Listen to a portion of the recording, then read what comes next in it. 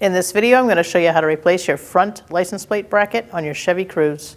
It's located on the front of the car.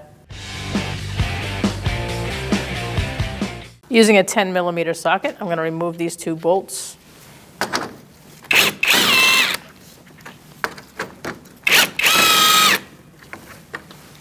And now we can remove our license plate bracket. It hooks into the grill with these. Just pull it off. Let's install it. We're going to line up our holes that are already there.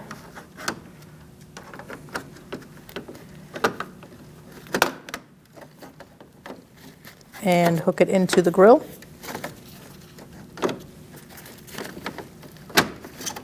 You've got to push down on them and push it in. Once you have both holes lined up, you're going to put your bolts in. That looks good.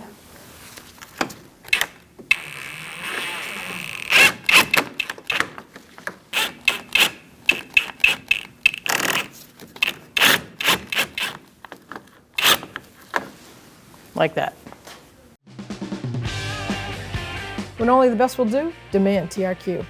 The only company that lets you view before you do. TRQ is committed to offering the highest quality aftermarket auto parts that are engineered for peace of mind. Thanks for using and viewing with TRQ.